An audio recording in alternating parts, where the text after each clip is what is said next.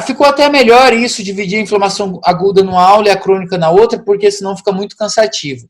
Tá? E ainda mais tem a parte de reparação tissular também, né? Então vamos comentar dela. Né? Como eu já tinha mencionado para vocês, a inflamação aguda ontem, então hoje eu não vou nem comentar dela, tá? Pra gente correr com a aula e não ficar tão cansativo. Tá? A gente já falou bem dela ontem certinho, as características, né? Os tipos, né? Os padrões, tá? Não se esqueçam e deem uma estudadinha lá. Vamos para cá. Agora isso aqui é o que importa, tá? Inflamação crônica.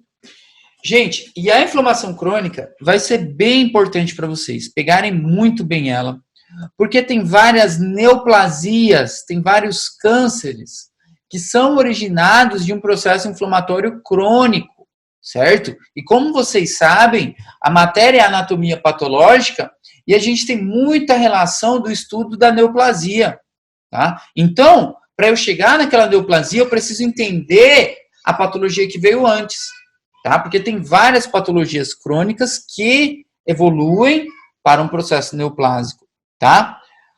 Beleza, então vamos lá.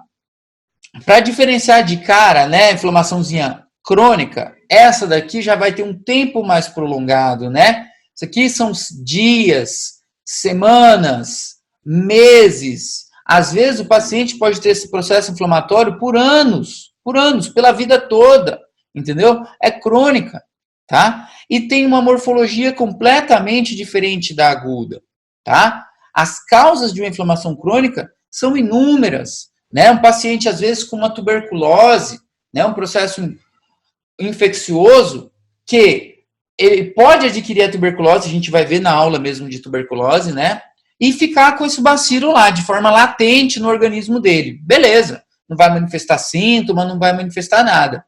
A partir do momento que a imunidade desse paciente cair, essa tuberculose vem e se torna de forma ativa, tá? Então, o paciente pode ficar anos, né, sem saber que ele é portador, né, do bacilo ali de forma latente. E aí depois ele vem e se torna ativo. Então, tem várias patologias que cursam dessa forma. A lepra é outra que também é assim, tá? A asma, por exemplo, né? Se a gente estiver falando de um paciente asmático, né? Como eu comentei para vocês, asma na aula de hipersensibilidade, também é assim, né? A asma, eu não tenho asma de uma hora para outra. Aí a Mariana pode falar assim, não, mas pera lá, a asma, se eu pegar na poeira ali, me ataca a minha asma. Então a asma é aguda, dura alguns minutos, eu já melhoro. Não, gente, calma. Isso vocês têm que entender. Esse processo que eu dei exemplo aí agora, de entrar em contato com a poeira e começar a faltar ar, tem toda aquela sintomatologia da asma, que vocês conhecem, é o que a gente chama de crise asmática. Então, crise asmática é uma coisa. Agora, a pessoa ser asmático é outra história. Tá? É diferente. Ser asmático, eu tenho asma crônica. Né? Eu fico aí, sou portador, tenho asma pela minha vida toda. Por isso eu tenho que evitar pelo de animal, tenho que evitar poeira, tenho que trocar meu colchão sempre, né? Sempre estar com a casa limpa, etc. Né? Então, porque o paciente já se conhece, tá? É importante lembrar disso, tá? Algumas patologias autoimunes também, né? Eu já estou falando das enfermidades de hipersensibilidade. Algumas patologias autoimunes, por exemplo, como a artrite reumatoide, né? Ninguém acorda assim, ó, pô, acordei hoje de manhã, eu tô com uma artrite reumatoide. Não é assim. É de forma crônica. Vai ter uma degeneração daquele espaço articular, né? Que a gente também viu na aula de hipersensibilidade, tá? Então, é um processo crônico. Levam dias, levam meses, levam anos, né? Inúmeras células vão atuando, tá? Então, esse processo inflamatório é um processo de defesa do nosso organismo, só que dependendo da situação, pessoal, isso tem que ficar muito claro para vocês. O processo inflamatório pode estar causando dano para o nosso organismo, né? Como esses exemplos aí que eu estou dando para vocês. O processo inflamatório de forma exagerada vai causar mais dano, certo? Do que, às vezes, trazer benefício. Agora, um assunto do momento aí, o tal do coronavírus, né? O Covid, né? Que causa, para vocês verem, o paciente portador de Covid, o que complica mesmo, porque é um ou outro também, não tem por que entrar nesse desespero todo, mas, claro que hoje à noite, ou todos esses dias, né, eu peço que todo mundo reze, né, agradeça pela saúde de seus familiares e amigos e torça pela saúde dos pacientes que estão internados hoje em dia, tá? Mas já para vocês entenderem, o processo do Covid é uma inflamação aumentada, né? É uma patologia que a gente conhece como síndrome de dificuldade respiratória aguda, né? Onde eu tenho uma migração aumentada de células de defesa e elas começam a secretar tantas citocinas, né, que vão daniando os espaços alveolares. E aí, à medida que eu tenho essa inflamação, o tabique alveolar vai engrossando. E quanto mais grosso esse tabique alveolar for, mais difícil é de ter a difusão gasosa, a troca gasosa. E aí o paciente começa a ter falta de ar. Estamos falando aí do coronavírus, por exemplo. Agora vocês podem até explicar aí para o pessoal, por cima, né? Por que esse paciente sente falta de ar? Por uma reação inflamatória aumentada, exacerbada, caracterizada, guardem isso na cabeça de vocês, por um dano alveolar difuso. Né? A síndrome de dificuldade respiratória aguda é caracterizada por um dano alveolar difuso. Tá? Processo inflamatório, querendo ou não, processo inflamatório. É uma resposta para defender o organismo e acaba, às vezes, né, de forma aumentada, prejudicando o tecido sano. Né? A Juliana está perguntando aí, todas as necroses estão relacionadas com a inflamação? Né? Malandragem essa pergunta, né? Porque é a pergunta da atividade lá da doutora, né? E eu não vou responder, claro, senão eu vou estar dando a resposta para todo mundo. Tá? Não são todas as necroses relacionadas com infecção, inclusive. Foi essa a pergunta da doutora, tá? E vocês têm que dar uma olhadinha lá, tá? Qual que tem o agente infeccioso relacionado? Tá? Não são todas, tá? Beleza? Exposição a agentes tóxicos, pensa um pouco, pessoal. O cara que fuma, né? O exemplo clássico, tabaco, né? A fumaça, o componente químico desse tabaco vai acabar causando o quê, meu Deus, no pulmão desse paciente? Um processo inflamatório. E não é tipo assim, ó, eu fumo um cigarro e eu já tô com câncer de pulmão. A coisa não é assim, né? Leva tempo. Então, o que a gente está falando? De uma inflamação crônica. Eu preciso de tempo. Então, esse paciente aí do cigarro, por exemplo, de tanto que ele fuma, né? O cara é fumador crônico aí de 2 pacotes de cigarro durante 40 anos da vida dele, por exemplo, ele vai desenvolver uma bronquite crônica. Bronquites crônica. E como a gente está estudando agora, a gente sabe que essa bronquite crônica vai acabar evoluindo para um câncer de pulmão. Estão entendendo? Como que as coisas vão evoluindo, né? Vai piorando cada vez mais, tá? E um exemplo muito bom também, falando de substância, né? Exposição a alguns agentes, além do tabaco, o tabaco é muito clássico, tá? Eu queria que vocês já anotassem essa substância, tá? Já anotem, que a gente vai usar muito ela. São os asbestos, se chama asbestos, ou amianto, tá? Amianto.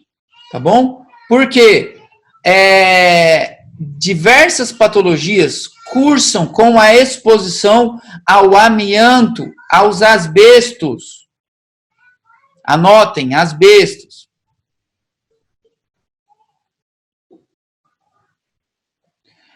E essa exposição aos asbestos, gente, vai causar câncer de pulmão, câncer de laringe, câncer de rim, tá? E o que é esse tal de asbesto que eu tô falando aqui, ninguém tá nem entendendo o que é.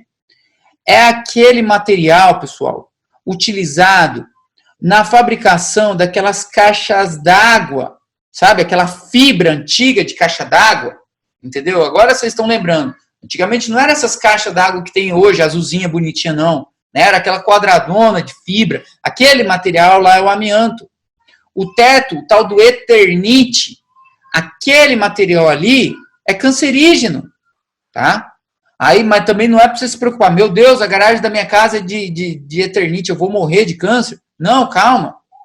Isso daí é o paciente que trabalha produzindo esse material. O cara que trabalha nessa fábrica aí de amianto, de Eternit, por exemplo, ele está exposto a esse composto químico, então ele pode desenvolver uma inflamação crônica, né, pulmonar, que vai evoluir para um câncer. Tá? Eu estou falando isso para vocês hoje, porque vocês vão ver que no decorrer do ano e do estudo da anatomia patológica, vocês vão pegar diversas situações que a causa vai ser essa: exposição aos asbestos, tá? E aí acontece que muita gente não sabe nem o que é lá na frente, não sabe nem o que é. Como que vocês vão pôr na prova algo que vocês não sabem o que é? Agora vocês já estão sabendo, tá? Quem anotou aí já está sabendo, tá? Falando da inflamação crônica também, já quero comentar também outro exemplo bem importante que ninguém comenta. A obesidade. A obesidade. O paciente que é obeso, pessoal, infelizmente, até com isso, ele é prejudicado, tá? A obesidade, gente, leva o paciente a um processo inflamatório crônico. O paciente que é obeso sofre de inflamação e nem sabe, tá? Esse excesso de colesterol, de lípido acumulado nas paredes dos vasos, às vezes, ou no fígado desse paciente, é um processo inflamatório. Tá? É um processo inflamatório. E é uma das grandes complicações de várias patologias da obesidade, porque é um paciente que já está sofrendo inflamação. Tá? Então saibam isso. Isso é importante, né? A gente sempre destacar essa relação da obesidade. E tanto é que a obesidade, vocês vão ver que em várias patologias, vocês vão ver que o fator de risco vai ser esse, obesidade. Não lembro de fator de risco de câncer de pulmão, obesidade. Né? Não lembro do fator de risco de um câncer vamos pegar de cólon, que é bem frequente, obesidade. No câncer de próstata, põe obesidade, tá? Porque o paciente obeso, ele já cursa com uma inflamação crônica pela vida dele. Por isso que o que a gente sempre prega é isso, que o paciente faça atividade física, que ele faça uma dieta balanceada, né, que ele mude esse hábito de vida dele para reduzir esse componente inflamatório. Isso é importante. Não é por questão... Beleza, pode ter por questão estética e tudo mais, mas é para reduzir o componente inflamatório do organismo dele. Tá? Beleza? Estão pegando aí? Beleza. E aí tá. Como características de uma inflamação crônica, como a gente levantou ontem da aguda, né? Fiz até um quadrinho para vocês. A inflamação crônica, pessoal, a gente vai destacar o seguinte, tá? Ontem, quando eu passei para vocês sobre a aguda, lembra? Eu fiz um quadrinho, escrevi microscopia da aguda. Aí vocês anotaram lá, infiltrado de qual célula? Infiltrado de neutrófilos na aguda, certo? Na crônica, vocês vão anotar infiltrado mononuclear, tá? Que corresponde ao infiltrado de macrófagos, de linfócitos, né? De células plasmáticas, tá? Mas principalmente de linfocito e de macrófago, tá? Isso daí vocês não podem errar, tá? Pediu microscopia para vocês de qualquer doença crônica, infiltrado linfocítico, infiltrado mononuclear, tá? Não tem para onde correr, tá bom? Não errem isso, tá? Outra característica muito marcante de uma inflamação crônica é o seguinte: como essa inflamação é durante anos, eu acabei de falar para vocês, esse processo inflamatório vai cursar com uma destruição tissular. Então, o tecido sano, ou esse tecido que está afetado, ele vai ser destruído. Ele vai ser destruído, infelizmente. E já é uma característica essa, de destruição tissular. E a tentativa de reparar esse tecido vai nos dar o que a gente chama de fibroses. Inflamação crônica cursa com fibroses. Não se esqueçam disso também, tá? Vou ter fibrose. E o que é a fibrose?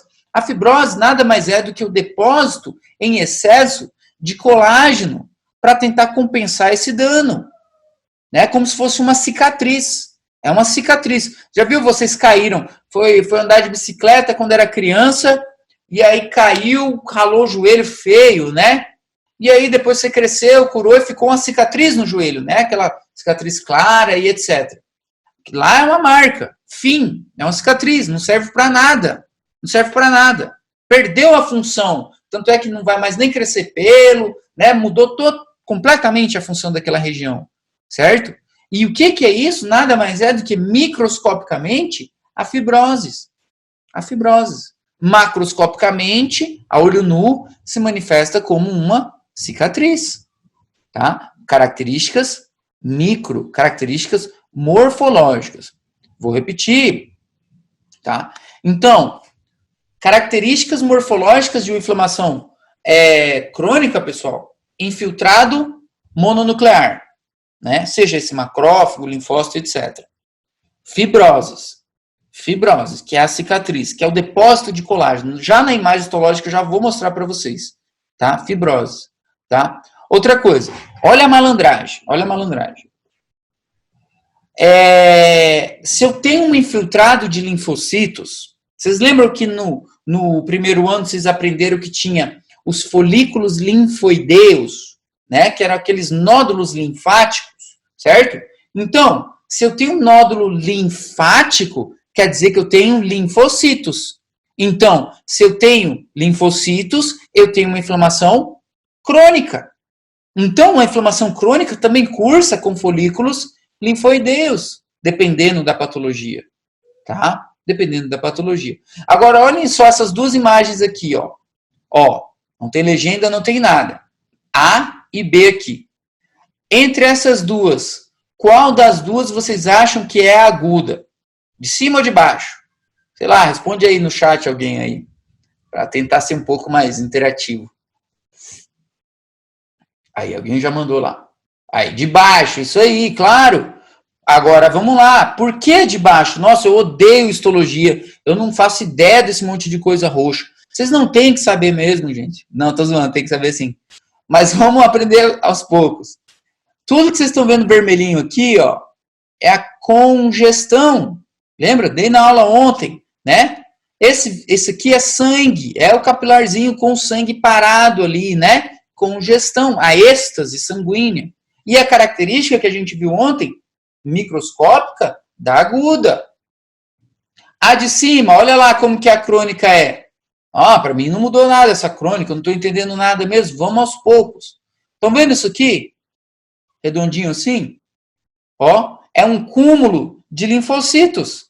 Tecido linfóide acumulado aqui, tá? Linfocitos, tá? Olhem, isso aqui é pulmão também, tá? Olha como tem esse epitélio mais alto, quase cúbico aqui, ó. Quase cúbico. Esse epitélio tem que ser plano, né?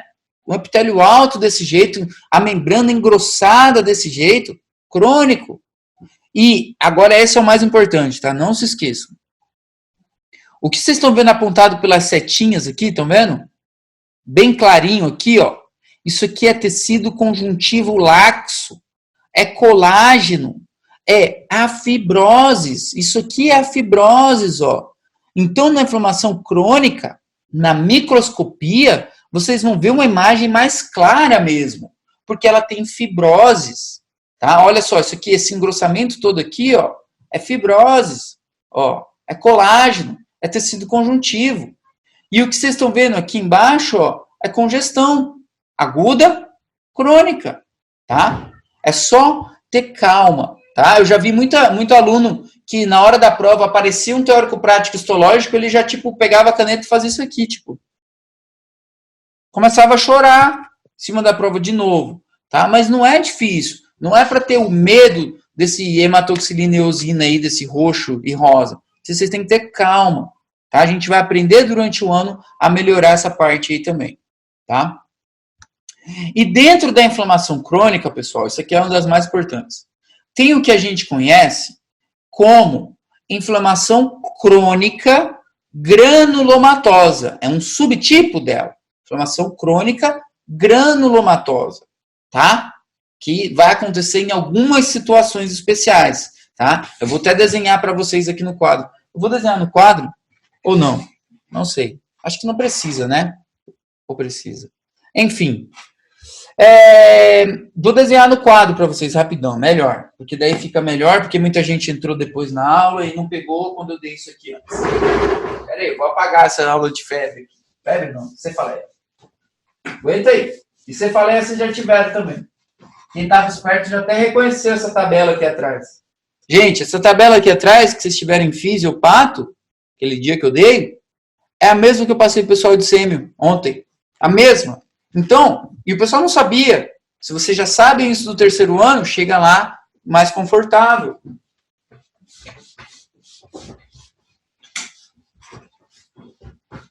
Peraí, não vamos embora.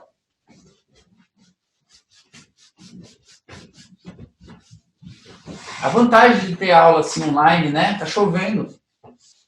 Tem nem que se molhar. Beleza. Vou encerrar o slide aqui e vocês maximizam a imagem aí do fundo. Beleza? Vou fazer meu canetão aqui. O que a gente tem que entender dessa inflamação granulomatosa? Acontece o seguinte, pessoal, prestem atenção. Em determinadas situações, o organismo não consegue sozinho, esse macrófago sozinho não consegue eliminar o agente invasor. Por mais que seja uma inflamação crônica, ele não vai dar conta sozinho, tá? Então, a gente vai estar falando da formação dos granulomas, tá? Da formação dos granulomas, tá? E o que eu tenho para entender desse granuloma? Que célula que forma isso? Vamos lá. Isso aqui é pergunta de prova, tá? Componentes de um granuloma. Então, como que a gente vai fazer isso? Primeiro, o nosso passo vai ser o seguinte. A gente vai chegar aqui, fazer uma célulazinha. Desenhe aí na casa de vocês, tá? Fecha o Instagram.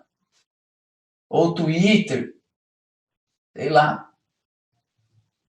Fazer duas células aqui importantes, tá? E essas células aqui, a gente vai nomear elas de macrófagos.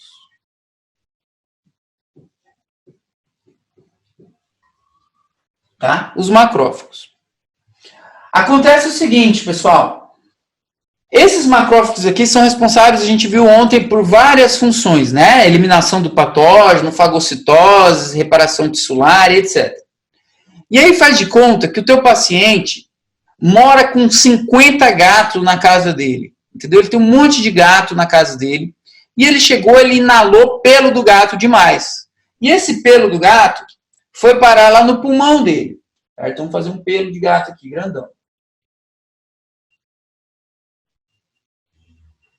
E aí, o que acontece? Esse macrófago aqui, ó, que fagocita restos celulares, fagocita bactérias e etc., ele não dá conta de fagocitar esse pelo do gato aqui.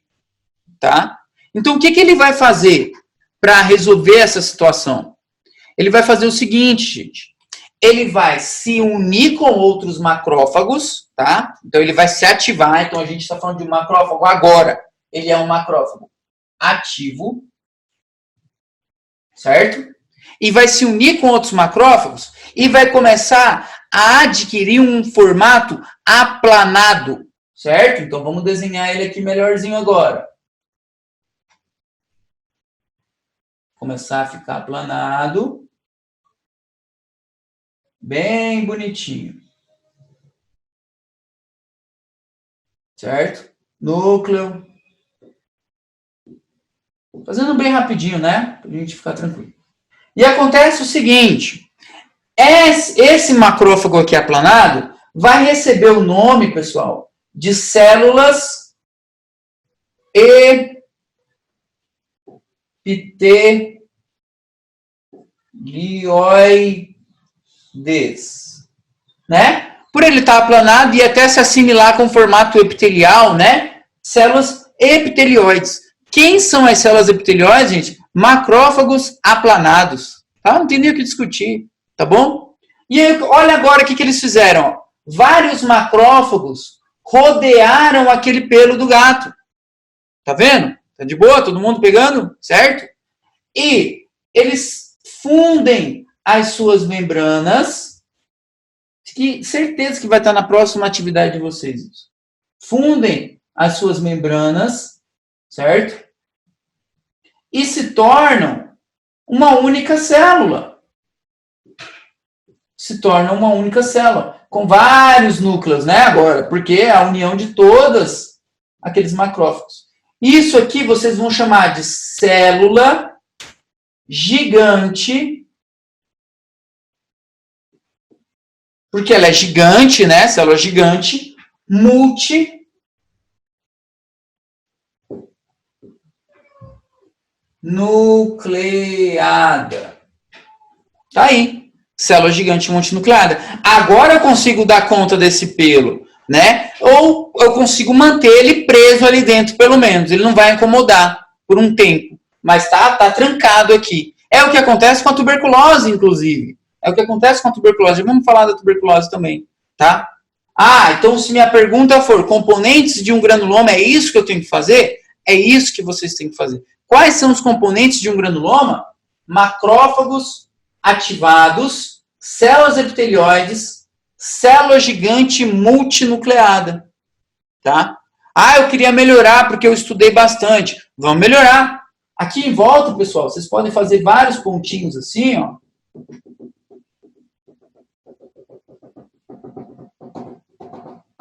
E considerar esses pontinhos como linfocitos. E vocês vão chamar eles de corona linfocitária. Corona linfocitária.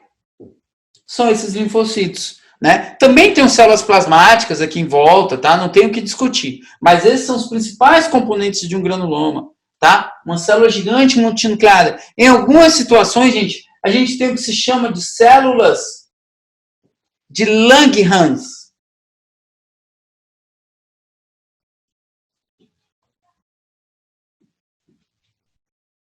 Langerhans também, que cumprem a mesma função dessa célula gigante multinucleada. Só vai mudar que essa célula de Langerhans vai ter o formato de uma ferradura. Ou seja, ela não vai fechar o círculo aqui. Ela vai ser tipo assim, ó. Estão entendendo? Não fechou o círculo, tá? E aí a gente vai chamar ela de células de Langerhans, tá? É a mesma coisa que a outra, tá? Isso aqui é essencial para vocês na primeira parcial, tá? Quando eu fiz a minha prova, tinha uma pergunta na minha prova que falava desenhe um granuloma. Ela queria esse desenho aqui, era para fazer na minha prova, tá? Sempre cai, tá? Isso aqui é importante. E sempre, a partir do momento que vocês reconhecerem a imagem histológica desse granuloma, vocês vão bater o olho, vocês vão saber que é uma inflamação crônica, tá? Ele é um componente de uma inflamação crônica, granulomatosa. Não se esqueçam disso, tá? Desenharam aí de boa? Desenharam. Beleza, vamos voltar lá no slide. Tá? Então, na imagem histológica, olha ele lá atrás, ó. Olha lá ele lá atrás. Ó, célula gigante multinucleada. Que nem eu falei para vocês, gente, histologia, a histologia da Natopato não é fácil, é difícil mesmo. Tá? Mas a gente tem que aprender a se defender, tá? Olhem essa imagem com atenção, não se desesperem. Olha só isso aqui, ó. Olha o tamanho dessa célula aqui, com um monte de núcleo, ó, com um monte de núcleo. A pergunta para uma imagem dessa é tipo de inflamação. Tipo de inflamação. O aluno que responder granulomatosa rodou, errou. Naquela pressa, né, que vocês já estão vendo nas atividades. Está errado. Por quê? Que nem eu comentei ontem, a inflamação pode ser aguda ou crônica. Nesse caso, a gente está falando de uma inflamação crônica. Então, a resposta tem que ser inflamação crônica granulomatosa. Tá? Não queiram fazer as coisas com pressa. Tá bom? E como eu dei o exemplo para vocês, um granuloma pode estar sendo formado por causa de um pelo de gato, né? Que é o que a gente vai chamar de granuloma por corpo estranho, certo? Pode ser por um pelo de gato, pode ser por talco, né? O paciente aí, às vezes os drogados, né? Drogadictos, né? Que falam, usuário, né? E aí naquela mistura de cocaína, etc., vem talco, vem um monte de porcaria, e aí forma um granuloma desse em volta, estão entendendo? o próprio fio da sutura. O fio da sutura. Às vezes o organismo não reconhece aquilo, né? E aí, tipo, forma um granuloma também, tá? Então, é um corpo estranho. Carne. Imagina carne, né? Foi parar lá no pulmão e aí forma um granuloma. Como foi parar no pulmão? Né? O paciente comeu carne pelo nariz, assim, colocou carne no nariz, né? Não! É o cara que trabalha, por exemplo, num açougue, num frigorífico, e aí não usa aquela máscara e vai inalando micropartículas de carne. E aí vai parar lá no pulmão. Forma o quê? Um granuloma, tá? De corpo estranho, tá? E esse granuloma, gente, também pode ter relação com algumas bactérias, tá? Que é o que a gente já vai chamar de granuloma imunológico, tá? Que patologia que cursa com granuloma? Anotem, não esqueçam disso, tá? Que patologia cursa? A mais clássica, tuberculoses, tá? Então, falou de microscopia de tuberculose, coloca lá, presença de granulomas. Qual que é a necrose da tuberculose? Necrose caseosa. Então, ó, você já tem duas micro de tuberculose, necrose caseosa e presença de granulomas. Ah, mas a doutora me pediu 3. O que eu coloco, Índio? Pelo amor de Deus. Não é inflamação crônica? Infiltrado linfocítico. Vamos usar, pessoal, malandragem, né? Ter calma numa prova, né? Saber raciocinar. A gente tem que ir aos poucos pegando essa forma de pensar, tá? Vamos ver outra aqui. O que mais que a gente tem? Aqui eu coloquei exemplos de alguns granulomas só para vocês verem. Isso aqui é clássico, olha só. Ó, clássica de ver. Uma célula gigante multinucleada. E olha o tanto de linfocitos por perto, tá? E outra coisa. Como que eu diferencio isso de uma aguda? Além de eu estar vendo todos esses elementos, cadê a congestão aí? Não tem. É crônica. É crônica. Tá? Essas aqui eu coloquei também para vocês. Não se preocupem, essas 4 aqui não caem para vocês. Eu coloquei agora só para ver mesmo o granuloma. Tá?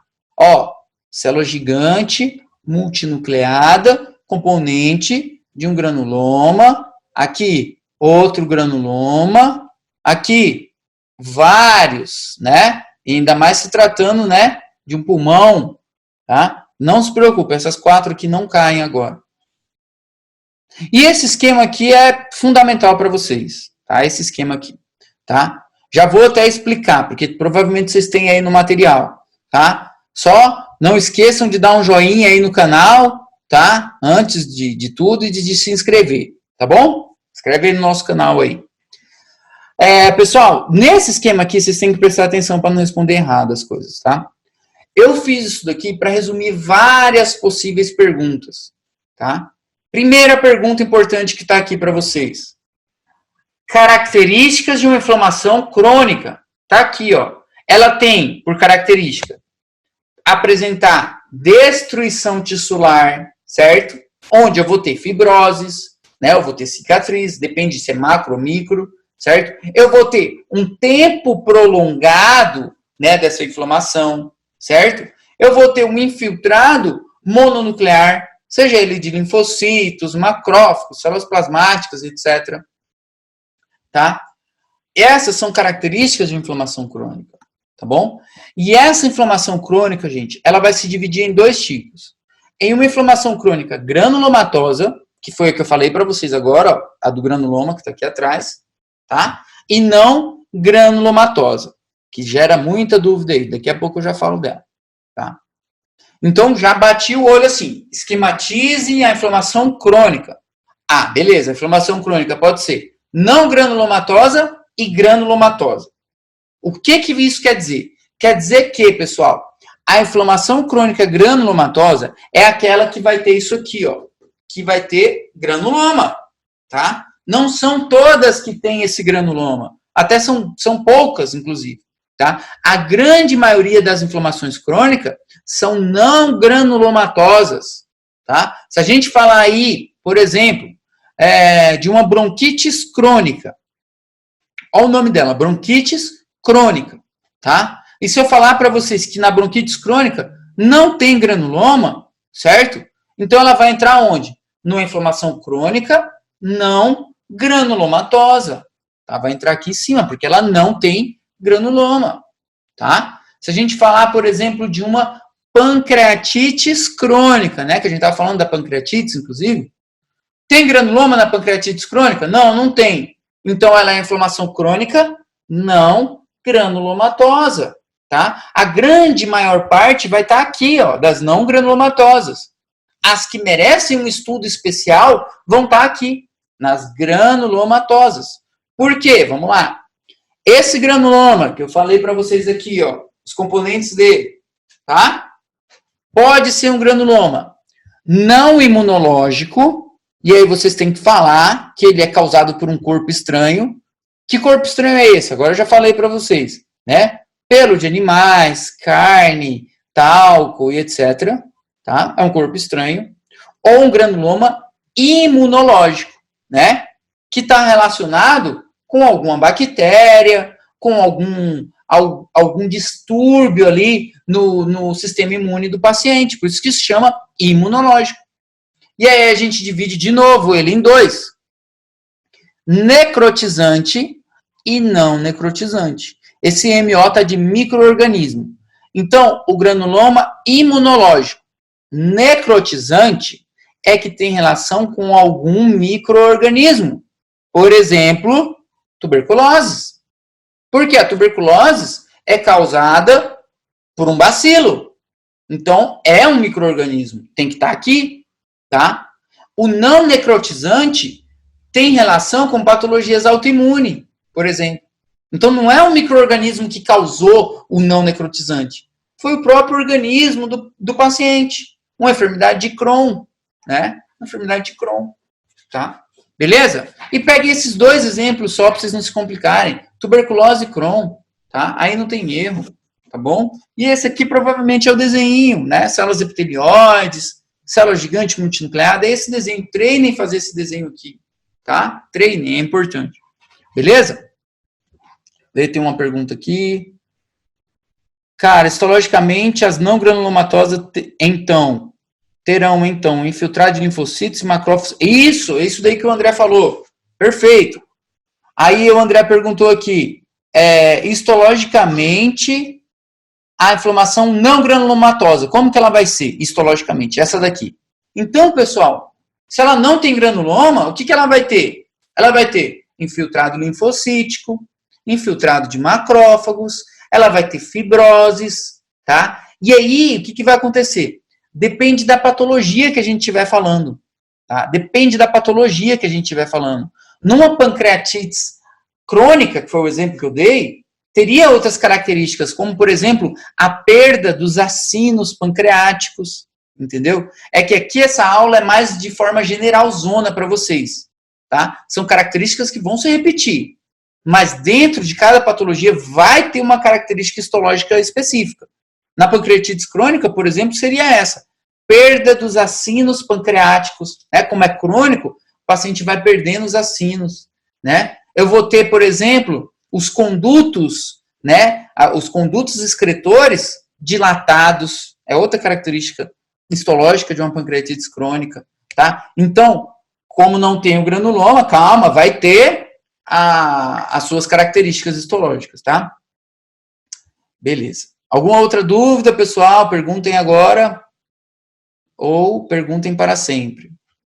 Continuando, então. Opa, veio mais um aqui. Valeu. Beleza. Então, continuando. Reparação do tecido. Estamos terminando. Foi mais importante a inflamação crônica. Reparação do tecido, tá? No livro do Robbins da 7ª edição, isso aqui está num capítulo separado, acho que da 8ª também. A 9ª edição, que eu acho que é o livro de vocês, juntou no mesmo capítulo de inflamação crônica, tá? Porque eu lembro que quando eu dei essa aula da primeira vez, alguém perguntou para mim que capítulo que isso estava. Está no final do capítulo da inflamação, tá? Nas edições antigas era num capítulo à parte, mas dá na mesma, tá? Então eu tenho que entender isso aqui agora, gente. Reparação do tecido, né? Se eu tive um dano, eu preciso reparar esse tecido.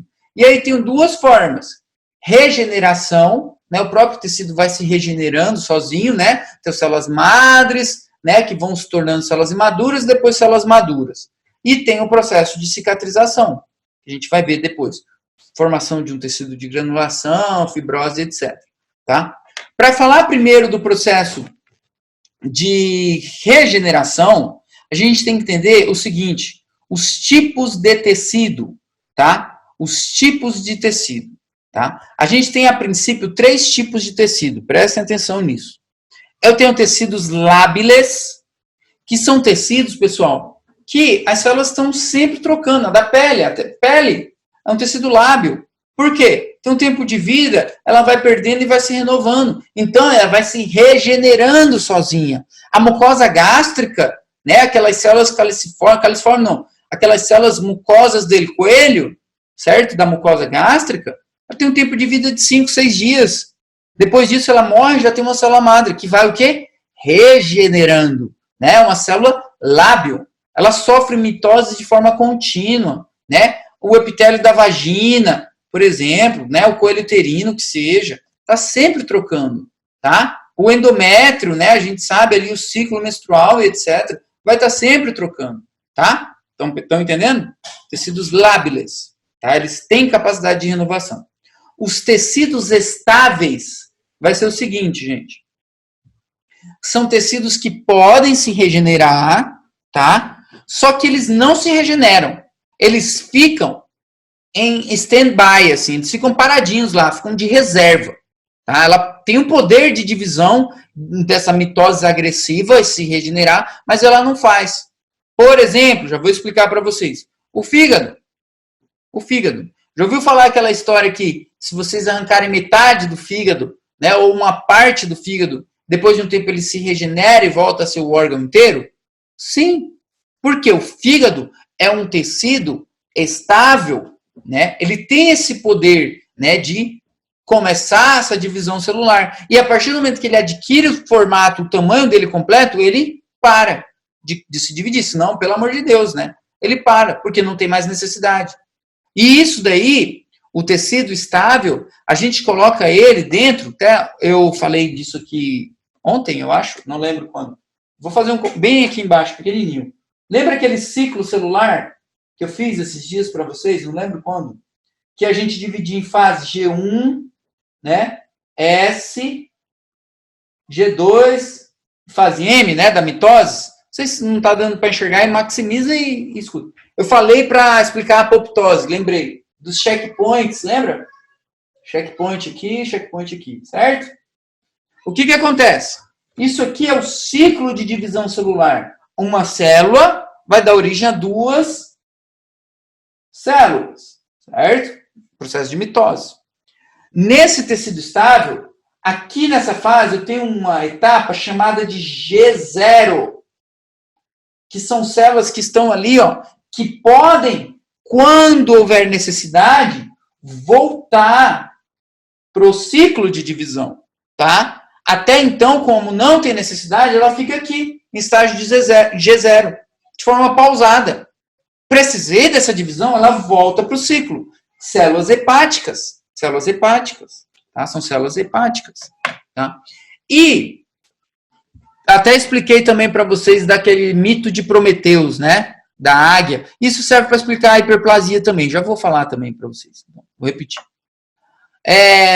O Hobbes traz essa história do mito de Prometeus, né? Da águia. Que alguém procurou a mitologia aí grega vai entender depois. Procura depois, vocês vão ver. É o seguinte, prestem atenção. Prometeus foi o cara que roubou o segredo dos deuses, né? Roubou o segredo lá de Zeus e entregou para os humanos aqui na Terra. E aí, uma forma de castigar Prometeus, Zeus amarrou ele no alto de uma montanha e o castigo dele era que todo dia uma águia ia vir e comer o fígado dele. Certo? Então, todo dia no alto dessa montanha vinha uma águia e comia o fígado de Prometeus. E acontece que, quando essa águia ia embora, né, no final do dia, e durante a noite, o fígado de Prometeus se regenerava, tinha um fígado novo. Então, no outro dia, a águia voltava e ia comer o fígado dele de novo, certo? E esse fígado ia sempre se regenerando. Então, o castigo dele era eterno. Todo dia, a águia ia ter um fígado novo para se alimentar. Num processo de hiperplasia, por exemplo, né? Num processo que explica a produção desse tecido estável aqui, né? A produção desse fígado novo constante. Né? Isso é o que se chama de mito de Prometeus, né? Já para vocês já entenderem também. E os tecidos permanentes, pessoal, são tecidos que não se dividem ou têm uma capacidade muito limitada de dividir. Como, por exemplo, as neuronas, os neurônios e o músculo cardíaco, né? Então, perdi uma neurona, essa neurona que vocês estão torrando aí estudando, né? Perdeu neurona, ela não volta mais, tá? Ela não se divide mais, já não tem essa regeneração, né? O cardiomiocito que vocês viram lá na necrose coagulativa, paciente que infartou, aquela região do infarto morreu, perdi um pedaço do coração. O paciente perdeu um pedaço do coração, porque não se regenera mais. É um tecido permanente, né? A parte dos neurônios, aí eu vi que ano passado tinha até um desafio entre a criançada aí, que era do coleguinha, né, enforcar o outro para desmaiar aí, para aparecer no YouTube, sei lá onde que passava. E o que vocês acham que é a causa de morte de um neurônio, pessoal? Né? Qual que é a principal causa de lesão celular? A hipóxia, né? Então você está enforcando um gurizinho, enforcando o outro para desmaiar e filmar, estou deixando esse neurônio sem oxigênio, estou matando o neurônio da criança e ela achando que é uma brincadeira, certo? E aí, esse neurônio não volta. Por que não volta? Porque é um tecido permanente, tá? Entendam isso, tá bom? Continuando. Vamos lá. E aqui tem um negócio que o pessoal confunde também, né? A parte de reparação, né? De cicatrização. Confunde porque aqui a gente tem um tecido chamado tecido de granulação. Tá bem aqui ele, ó. Estão vendo? Tecido de granulação aqui. Isso aqui atrás, gente, é granuloma. É lá da inflamação crônica granulomatosa. Isso é uma coisa. Tecido de granulação é outra história. Não tem nada a ver.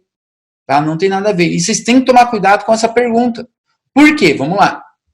Tá aqui meu tecido normal, sano, bonitinho, fibroblastos, um vasinho novo aqui, né? Um vasinho, né, antigo, né? Um vaso tá ali, normal. Sofri uma lesão. Seja essa lesão química, física, infecciosa, não importa. Sofri uma lesão, certo? Pegaram aí?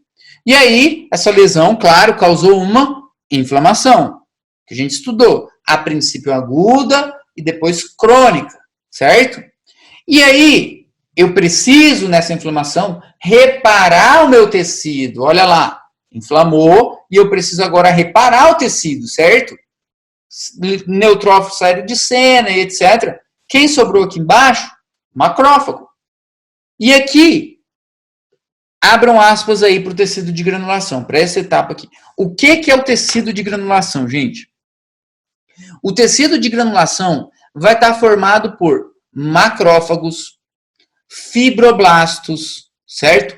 Fibras de colágeno, novos vasinhos, ó, que vocês estão vendo aqui, ó, fininho aqui, ó, é formação de novos vasos, né? É o que a gente está chamando da reparação tissular. E antes de formar a fibrose, de formar a cicatriz, forma esse tecido de granulação, tá? É a reparação, são os componentes que reparam o tecido, tá? Não tem nada a ver com granuloma. Cuidado, o nome é parecido. E aí, por último, a gente tem aqui a cicatriz. A cicatriz, ó. Isso aqui, fibras de colágeno. Fibras de colágeno. Importante vocês entenderem também, gente, que a cicatriz, a partir do momento que esse órgão forma uma cicatriz, que ele fibrosa, esse órgão perde a função, tá? Qual que é a função da cicatriz no teu corpo? Essa cicatriz que vocês devem ter aí, em algum lugar do corpo. No joelho, que seja. Não tem função. A função é lembrar de não fazer mais a arte lá, de pular o muro lá do vizinho, da vizinha, etc. Entendeu? Só para isso. Porque a região fibrosada perde a função. No coração, que eu dei o exemplo para vocês, se tiver uma fibrose, né, o paciente infartou, resolveu a situação do infarto, teve a morte celular, vai formar o quê? Fibroses. E essa fibrose, vocês acham que o colágeno, vamos lá, o colágeno dessa cicatriz se contrai para fazer o coração bater? esse colágeno, essa fibrose faz sístole e diástole? Perdeu a função, tá? E olha só, pessoal, isso é importante, porque a partir do momento que vocês entenderem que o órgão fibrosado perde a função, certo? Atrofia, que vocês estudaram agorinha. O que é uma atrofia? Qual que é a causa de atrofia? Perda de função. Então, se eu tenho um órgão que está fibrosado, quer dizer que ele vai se tornar atrofiado daqui a pouquinho, né? Por quê? Por perda da função dele. Ele vai atrofiar. Que é outra característica de uma inflamação crônica. O órgão tem uma tendência a diminuir de tamanho, né? Devido à fibrose, vai atrofiando. Vamos lá. E a cicatrização? Isso aqui é bem de boa agora, tá? Primeira intenção, segunda intenção. Primeira intenção, gente, ferida cirúrgica. Os bordes são juntinhos assim, ó, tá? Então, é uma sutura quirúrgica, né? Um cortezinho fácil, né? Que não deixa aquela cicatriz feia, tá? Segunda intenção, ó, só lembrar assim, ó, primeira intenção, né? Quer dizer que é um corte limpo, um corte bonitinho, cirúrgico. Segunda intenção, lembre assim, ó, os bordes estão afastados, tá? Então, é causada por um trauma, o paciente sofreu um acidente, né? Sofreu um corte feio e aí os bordes estão afastados. Cicatrização por segunda intenção, tá? Essa é a diferença das duas, tá? É importante destacar isso, tá? E isso que eu vou falar para vocês também é importante, porque é pergunta de prova final. Fatores que influem numa reparação tissular. O que pode retardar essa reparação do tecido? É isso que a gente quer saber, né? O principal fator, gente, é a infecção. Isso aí caiu ano passado na final do pessoal. A perguntava assim, qual o principal fator que influi no processo de reparação? Era só para escrever, infecção, tá? Todo mundo saiu da prova em choque, tipo, o que era para pôr? Não faço ideia, não sei o que, nunca tinha visto isso. Infecção. Então, presta atenção. Se eu tenho um corte, esse corte está infeccionado, o que eu preciso resolver primeiro? A cicatrização desse corte ou a infecção desse corte? Então, eu preciso resolver primeiro a infecção, né? Vamos tratar primeiramente essa infecção. Depois dessa infecção, né, tratada, o tecido vai começar a cicatrizar. Até então ele não vai, porque tem outras células atuando. É outra história que está acontecendo. Então, infecção é um motivo importante, tá? Tem vários outros. Diabetes, já ouviram falar de diabetes? O pé diabético, que vocês estudaram também ali na gangrena, agorinha, né? Por que acontece? Porque o diabético, gente, tem uma tendência a ter um déficit no processo de reparação tissular, de cicatrização. Então, se ele cortar, se ele sofrer um corte, ele demora muito mais para cicatrizar, né? Além do que ele perde também a sensibilidade da região. Então, às vezes, o paciente que sofreu um corte no pé, o famoso lá, pé de diabético, ele nem está sentindo dor. Se ele não sente dor, ele nem vai ver que está com corte. E se ele está com corte, esse corte não vai nem cicatrizar, porque ele tem problema já de cicatrização também, tá? E só tende a piorar. E se o paciente não cuidar, pode ter parte do pé amputado, tá? Na relação com a diabetes, tá? Tá perguntando aqui, Márcio perguntou, diabetes é problema de reparação? Se colocasse diabetes, estaria errado essa questão? Não estaria errado, não. A diabetes é um fator que a gente vai ver numa tabelinha aqui, que retarda o processo de cicatrização. É um dos fatores que retarda. São inúmeros, tá? São inúmeros. A diabetes é um. Outro, ridículo de lembrar, fator mecânico. Como assim fator mecânico? Presta atenção. Dependendo do local da tua lesão, tipo assim, é fácil curar, é fácil cicatrizar uma lesão num local que não sofre muito atrito. Então, tipo, eu machuquei, vamos supor, o dorso aqui da minha mão, certo? Isso aqui não vai sofrer atrito com lugar nenhum, tá? Então, eu vou cuidar bonitinho e vai cicatrizar de boa. Agora, outra coisa é falar que eu machuquei, por exemplo, sei lá, a minha coxa, né, num acidente de moto, onde eu preciso estar colocando roupa, tirando roupa toda hora. Então, esse atrito com a roupa, com a calça, vai dificultar o processo de reparação. Tá? Estão entendendo? O paciente tem que sentar, tem que deitar, tem que dormir. Então, são fatores mecânicos que dificultam, né, que retardam esse processo de reparação. Tá? Isso daí é importante também. Tá? Estado nutricional, tem números. A gente vai ver, tem uma tabelinha aqui que eu trouxe do livro antigo para vocês. Essa tabela aqui, ó. Essa tabela não tem no livro de vocês, tá? Essa tabela é do livro da edição antiga, que divide, assim, fatores locais e fatores sistêmicos, né? E aí tem números. Leiam, escolham 2 de cada para vocês, tá? Por exemplo, a idade. Vocês sabem, né, que o paciente, quanto mais idoso, né, maior o problema dele para cicatrização também. Alguns fármacos. Tem inúmeras causas. Separem 2. E lembre sempre da infecção. Lembre sempre da infecção, tá? Deixa eu ver se tem mais uma pergunta aqui. Obesidade, claro, obesidade também demora. Gente, a obesidade é fator que piora tudo, tá? Não sei, o que a obesidade melhora? A obesidade piora quase tudo, entendeu? Até um processo de cicatrização é mais lento num paciente obeso, porque ele já sofre de uma inflamação crônica, de forma interna, entendeu? Então o sistema imune dele, os macrófagos, etc., estão ocupados com o quê? Com o excesso de lípido que ele tem no organismo. E aí ele já sofre de inflamação crônica, então o processo reparatório nele é mais lento também, tá? Isso aqui é um esqueminha também, eu acho que esse é da 9ª edição. Só para vocês entenderem, ó. Tá lá o epitélio bonitinho, já estamos terminando, certo? Esse epitélio, se sofrer uma lesão, certo? Ele pode fazer isso aqui, ó, regenerar, né?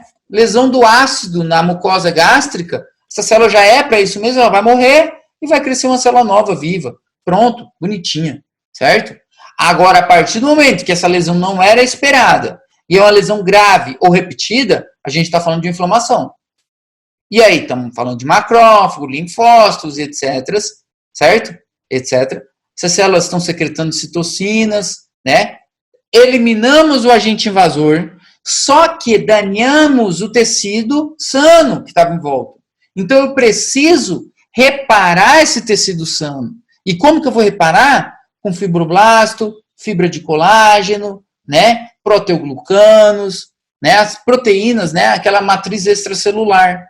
E aí eu vou formar no final aqui uma cicatriz, a fibrose.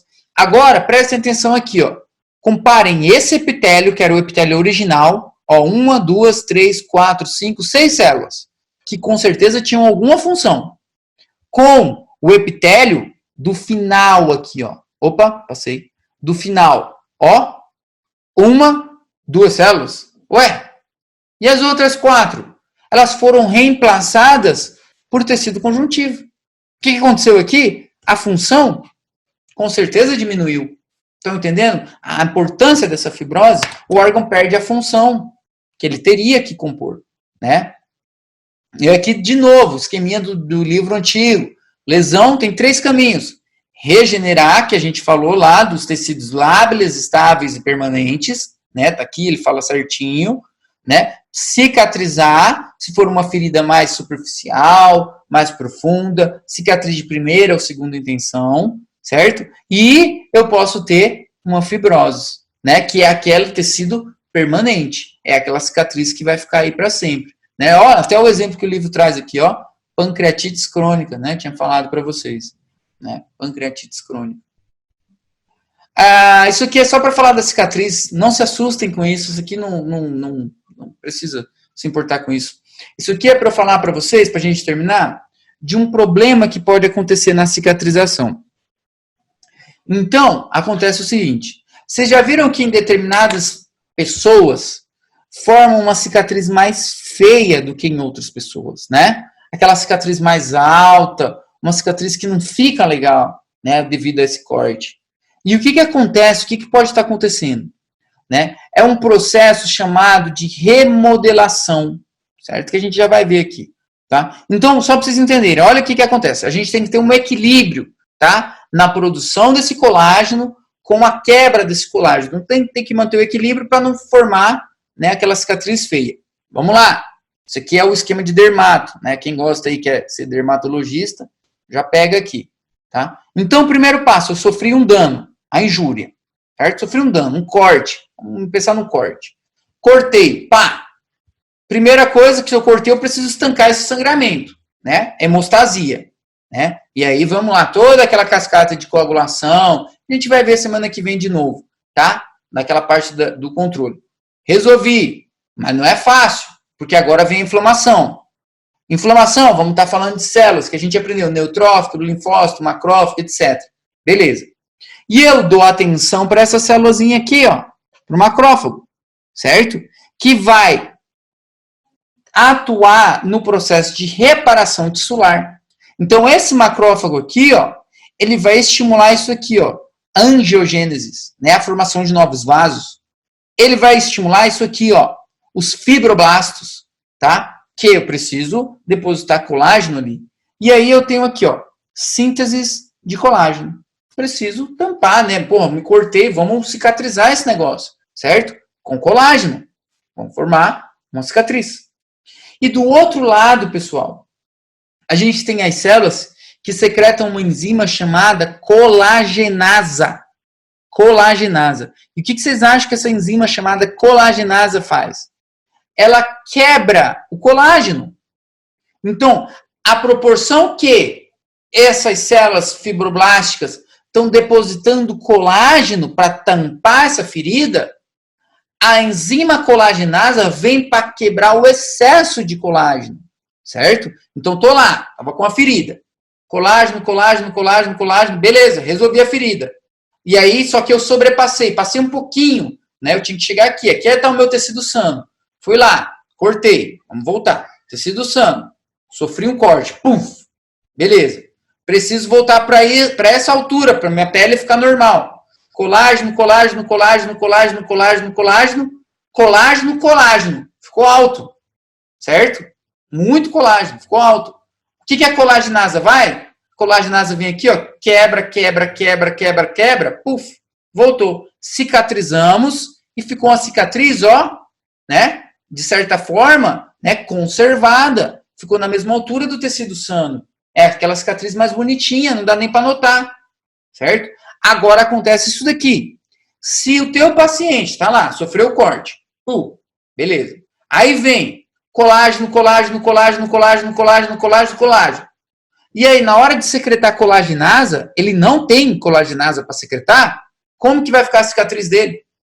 Vai ficar assim, ó, alta, em relação ao tecido sano. Fica aquela cicatriz feia.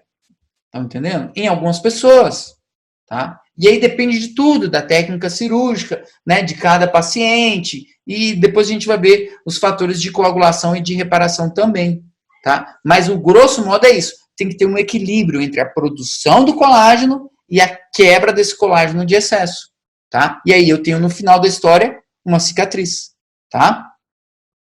E para terminar, as imagens aqui é só para mostrar, né, a ferida. Isso daqui, a última coisinha. É a única possível enfermidade relacionada com o processo de reparação que talvez será cobrado de vocês. O tal do queloide, tá? O que é o tal do queloide, gente? Vocês já viram isso? Principalmente paciente de pele negra, né? Da raça negra, né? Raça preta, né? Que apresenta essa alteração na cicatrização, tá? E aí, só para você estar vendo essa cicatriz alta desse jeito, o que vocês já estão entendendo porque eu acabei de falar, né? Esse paciente vai ter o quê? Uma alteração naquilo lá, no depósito de colágeno. Então, ele está depositando muito colágeno ou está com problema na quebra desse colágeno, tá? E aí fica essa cicatriz feia, tá? Qual que é o problema desse queloide? Primeiro problema, e um dos principais, estético, é feio. O paciente se sente incomodado. Então é um problema estético. Nunca se esqueçam do problema estético. Às vezes quase a gente não comenta, né? Porque é a aula mais voltada para patologia e tem esse lado estético. Imagina esse queloide aí em alguma região mais exposta do corpo desse paciente, é feio, tá? E prestem atenção nessa parte do tratamento desse queloide. Você pode falar assim, é feio, mas vamos operar esse queloide, a gente arranca ele, e aí não tem mais problema. Tem problema, porque não dá para operar. Dá, mas presta atenção nessa lógica. Se o teu paciente tem problema na reparação tissular, qualquer corte que ele tiver, na hora de cicatrizar, pode ficar assim, com esse queloide. Então, se eu vou operar esse queloide aí, eu vou arrancar, mediante uma cirurgia, certo? O que eu estou fazendo? Um corte. Então, às vezes, na própria cirurgia desse queloide, pode nascer um novo queloide. É difícil o tratamento disso. Ou a gente tirou esse queloide desse paciente. Porra, tratamento perfeito, sucesso, não ficou nenhuma marca, resolveu a parte estética. E ali no futuro, esse paciente sofreu um novo corte em outro lugar.